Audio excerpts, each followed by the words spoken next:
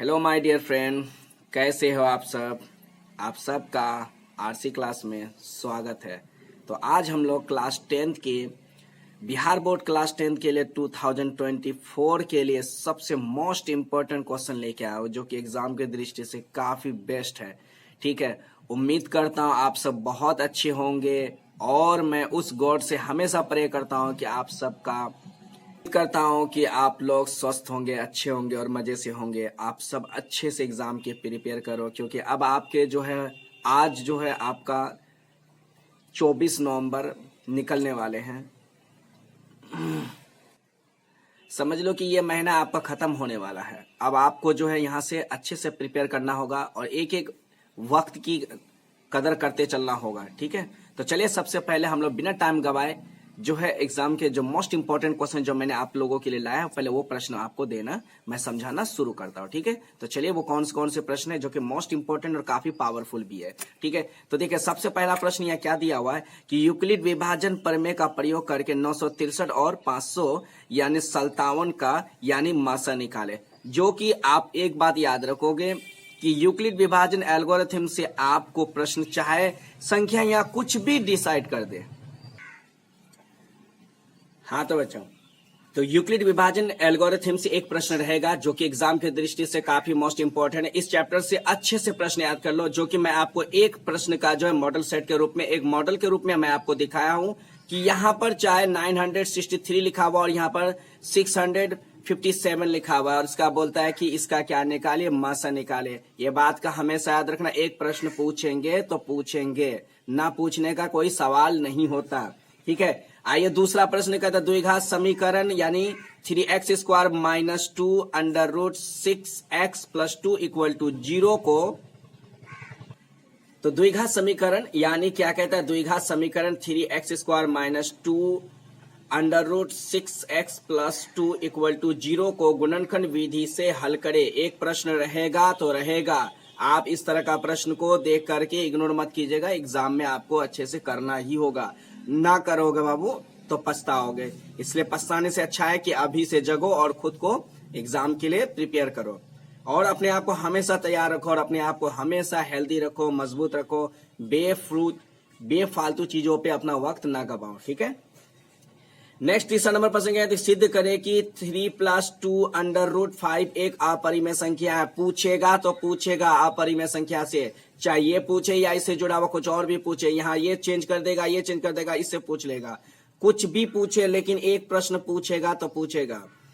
चलिए चौथा नंबर प्रश्न, यदि बिंदु कहता है कि x,0 और उसके बाद x,0 और उसके बाद 0,y 1 संरेखी हो तो सिद्ध करे कि 1/x plus 1/y equal to 1। संरेखी वाला फॉर्मूला से पूछेगा ही, तो संरेखी से एक प्रश्न पूछेगा जो कि बहुत ही मोस्ट इंपॉर्टेंट है। चलिए छठा नंबर प्रश्न देखिए, यदि निम्न बंटन का माध्य 6 है तो p का मान ज्ञात करें। इन्हीं में से आपको p का मान ज्ञात करना है, जो कि मोस्ट इंपॉर्टेंट प्रश्न है।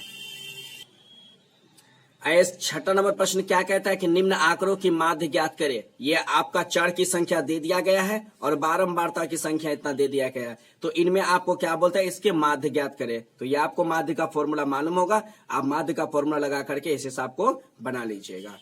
ठीक है, फिर सातवें नंबर प्रश्न में क्या कहता है कि समांतर श्रेणी यानी कि 3, 10, 17 यानी 24 का कौन सा पद, तो कहता है कि 24 डॉट डॉट का कौन सा पद उसके 13वें पद से यानी कि 84 अधिक है। ठीक है, चलिए 8वें नंबर प्रश्न देखिए, यदि बहुपद fx, तो कहता है कि सही यानी कि यदि बहुपद fx बराबर 2x² माइनस 7x प्लस 3 का शून्य का अगर p तथा q है तो p² प्लस q² का मान ज्ञात करिए। एग्जाम की दृष्टि से बहुत मोस्ट इंपॉर्टेंट प्रश्न है, ऐसे प्रश्न आपको पूछेगा हर हाल में।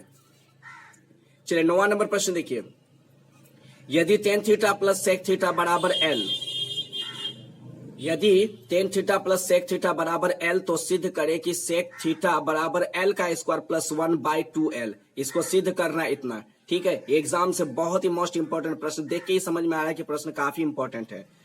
फिर एक प्रश्न क्या दिया 10 नंबर में, यदि टेन थीटा बराबर 1 और साइन यानी टेन ए बराबर 1 और साइन बी बराबर 1 अपन अंडर रूट 2, तो कोस ए प्लस बी का मान ज्ञात करे जहां ए तथा बी न्यून कोण है। ठीक है, ये भी बात का ध्यान रखिएगा और ये एग्जाम में पूछेगा प्रश्न है। ठीक है, और ऐसे प्रश्न आपको पूछेगा और पूछना ही है, ना पूछे तो ऐसा कोई हो ही नहीं सकता है। ठीक है, आइए नेक्स्ट प्रश्न क्या कहता है 11वें नंबर में, एक्स अक्ष पर स्थित उस बिंदु का नियामक ज्ञात करे जो -5 तथा यानी -2,9 से समदूरस्थ है। और समदूरस्थ से प्रश्न पूछता है तो पूछता है, ना पूछने वाले ऐसा कोई सवाल नहीं होता है। ठीक है, तो इस बात का भी ध्यान रखना है कि ऐसा प्रश्न पूछेगा। ठीक है, तो आप लोग सबसे पहले क्या करें कि आप जो है, तो अगर आप लोगों को मेरी वीडियो अगर अच्छी लगी हो तो आप लोग मेरी वीडियो को लाइक करो, सब्सक्राइब करो, शेयर करो और कमेंट में अपना जरूर लिखना। ठीक है, तो चलिए सबसे पहले प्रश्न का जो है स्क्रीनशॉट ले लीजिए।